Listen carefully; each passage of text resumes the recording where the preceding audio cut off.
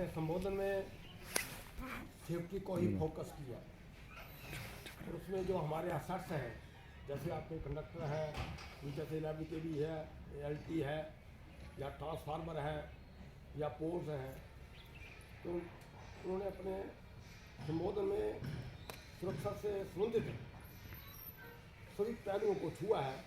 उन्होंने आपको temporary earthing के बारे में भी बताया है। जैसे आपका बैंक है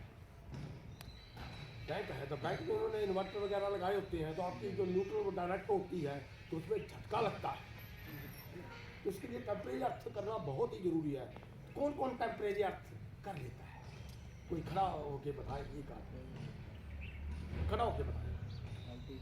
हाँ, क्या खड़े होके बताओ कैसे सभी को पता चले। एलटी को करता नहीं है तो एलटी को यहाँ पे कोई करता नहीं, ऐसे कर देते हैं सीधा काम करता ऐसे नहीं। और बड़ी शायरी दिखानी है, जैसे उन्होंने कहा कि ओवर कॉन्फिडेंस बहुत ज़्यादा चंचलता भी हानिकारक होती है ना।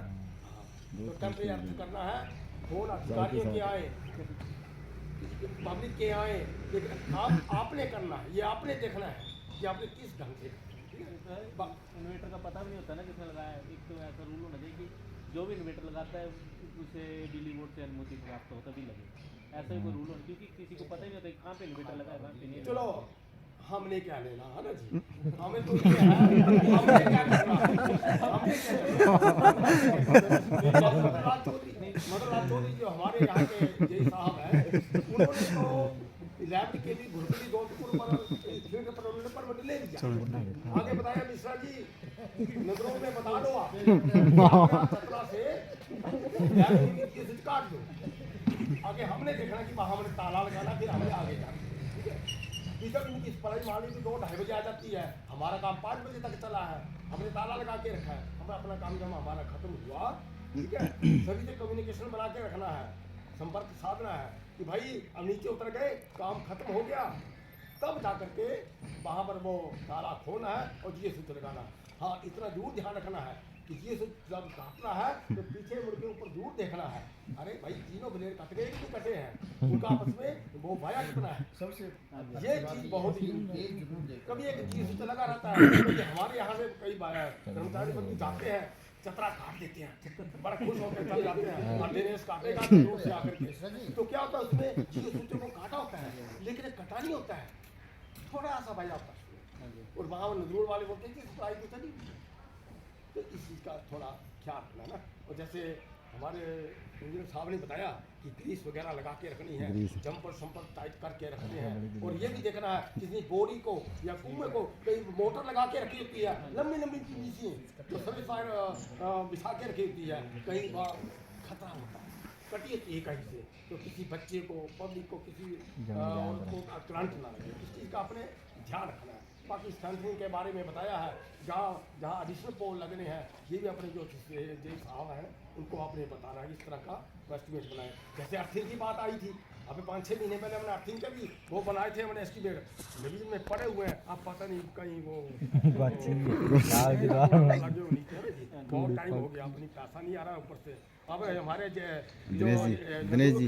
जो हमारे कर्मचारी बंधु हैं, संजीव जी हैं, रमन है, तो अपने दिनेश जी हैं, तो ये वहाँ पर गए, जो मोक्ष धाम होता है वहाँ से कोयला लेके आए, खुद ही इकट्ठा किया, वोट डाला, नमक खरीदा, उन्होंने अर्थिंग खुद किया 1-2 जगह वहाँ पर। लेकिन बहुत जगह ऐसी है जहाँ अर्थिंग की बहुत जरूरी है। हमारे मुख्य अतिथि, हमारे वरिष्ठ आदिवासी जनता यहाँ पे बैठे हुए हैं। हाँ, अभी ये मैं उनसे रिक्वेस्ट करूँगा जो एस्टिमेट पड़े हुए हैं उनको अमली जामा पहनाए और हमको ताकि हमारा काम जो फ्यूज वायर नहीं आ रही है सर, डालने के लिए है ही हमारे पास 2 साल हो गए, कॉपर वायर से निकालनी पड़ रही है हमें।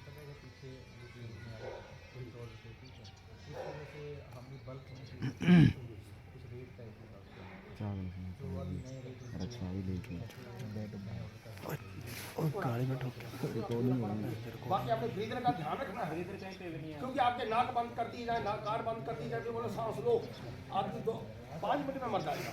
इसलिए ब्रीदर का ध्यान रखना है। और तेल जब आपने आजकल डालना है तो तेल को पहले गर्म करना है, विंटर सीजन चला हुआ है, इन चीज़ों का और मैंने बताया कि कम्युनिकेशन बना के रखना, जल्दबाजी नहीं करनी है। किसी अधिकारी का, पब्लिक का, किसी का भी आपको फ़ोन आए, लेकिन आपने पहले पूछना है अपने सभी बंधुओं को, फिर अपने अधिकारी को भी कहना भाई अब सब नीचे आ गए हैं, अब आप परमिट जो है कैंसिल करवा सकते। इस तरह से और अधिकारी को भी चाहिए कि वे ऐसे परमिट कैंसिल ना करें अगर काम चला हुआ। क्योंकि पीछे घटनाएं हुई 8-10 साल पहले, एक ठाकर जी बताते थे, आप एसपी साहब थे, उन्होंने वो जीएसटी पे लगवा दिया था। तो आप खड़े होकर बताया जा रहे हैं इसके बारे में।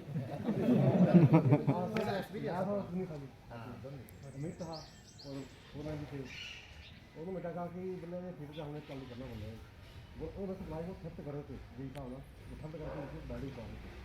तो उन्होंने उन्होंने काम करना अकेले अपनी जन को जोड़ना है। तो उन्होंने बोला कि आप लेके आ जाओ, मैं लाइट उठा दूँगा। उन्होंने दूसरा ने बोला बोले आप करो, बोले नहीं लगाएंगे, बोले हमने ऊपर आपको देख की लगाएंगे। जैसे वो नीचे गया अपने लाइन चालू कर दी, तो कुछ ब्लास्ट हो गया, वो नीचे हम उतरे।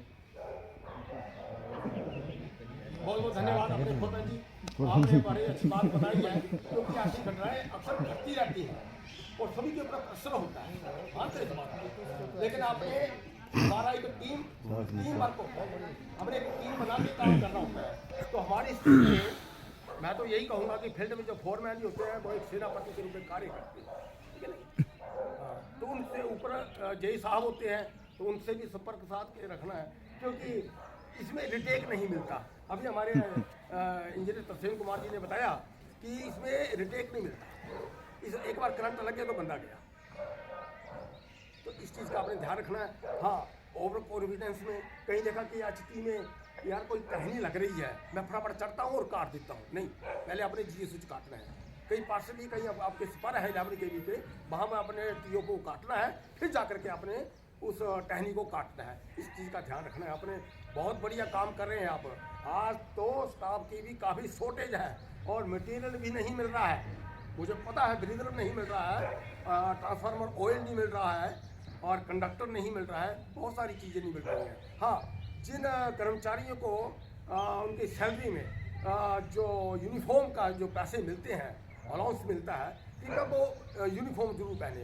यूनिफॉर्म एक तो आपका ड्रेस कोड है, दूसरा यह कि यूनिफॉर्म पहन के आप काम करेंगे तो उसमें क्या कि आपके कहीं जैकेट या और चीज़ नहीं लगेगी गले में, जैसे आपने कोई माला वगैरह डाली है वो भी नहीं डालनी है, अंगूठी वगैरह इसका चीज़ का भी आपने ध्यान रखना है।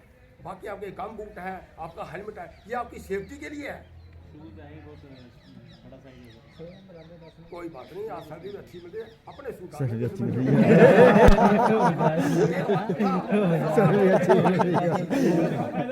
सवा 8 रुपये खड़ी है ना, सवा 8 रुपये खड़ी है।